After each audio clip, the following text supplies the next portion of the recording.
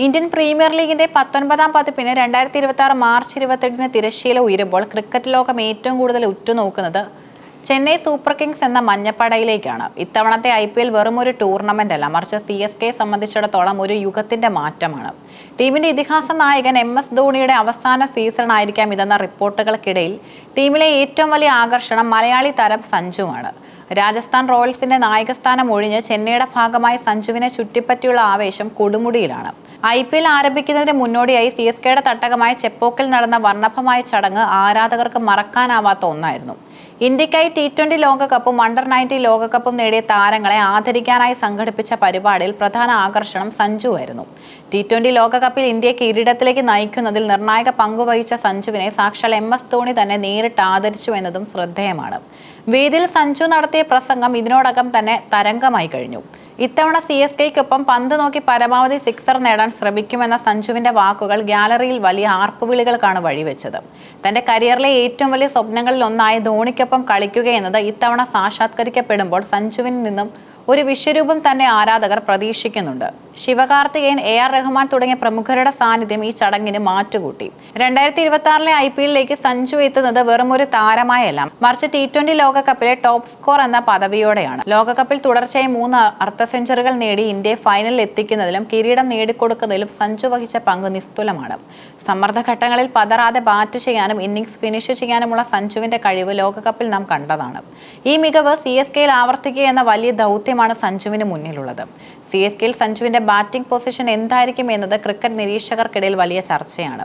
Indian ടീമിൽ opener റോളിലാണ് Sanju തിളങ്ങിയതെങ്കിലും CSKയുടെ batting ഘടന അനുസരിച്ച് സഞ്ജു 3ാം നമ്പറിലോ 4ാം നമ്പറിലോ ഇറങ്ങാനാണ് സാധ്യത കൂടുതൽ. ഓപ്പണിംഗിൽ ഋതുരാജും ഡെവൺ കോൺവേയും ഇറങ്ങുമ്പോൾ മധ്യനിരയിൽ കളി നിയന്ത്രിക്കാനും അവസാന ഓവറുകളിൽ തകർത്തടിക്കാനും സഞ്ജുവിനെ ധോണി ഉപയോഗിച്ചേക്കാം. CSKയുടെ ചരിത്രത്തിൽ ധോണിക്ക് ശേഷം ആരെന്ന ചോദ്യത്തിന് ഉത്തരമായിട്ടാണ് പലരും സഞ്ജുവിനെ കാണുന്നത്. സഞ്ജുവിനെ CSKയുടെ വൈസ് ക്യാപ്റ്റൻ സ്ഥാനത്തേക്ക് പരിഗണിക്കുന്നുവെന്ന റിപ്പോർട്ടുകൾ ഈ സൂചനയെ ബലപ്പെടുത്തുന്നു. രാജസ്ഥാൻ റോയൽസിനെ നയിച്ച പരിചയസമ്പത്തുള്ള സഞ്ജുവിന് ധോണിയുടെ കീഴിൽ ഒരു സീസൺ കൂടി കളിക്കാൻ ലഭിക്കുന്നത് വലിയ ഗുണകരമാകും. ധോണിയുടെ അവസാന സീസൺ ആണെങ്കിലും അദ്ദേഹത്തെ ഒരു കിരീടത്തോടെ യാത്രയാക്കാൻ സഞ്ജുവിന്റെ പ്രകടനം അത്യന്താപേക്ഷിതമാണ്. സഞ്ജുവിനെ സംബന്ധിച്ചിടത്തോളം ധോണി വെറും ഒരു ടീം അംഗമല്ല, മറിച്ച് ഒരു മാർഗനിർദ്ദേശിയാണ്. ധോണിയുടെ വിക്കറ്റ് കീപ്പിംഗ് തന്ത്രങ്ങളും കൂൾ ഫിനിഷിംഗും സഞ്ജുവിനെ എത്രത്തോളം സ്വാധീനിക്കുമെന്ന് വരും ദിവസങ്ങളിൽ കാണാം.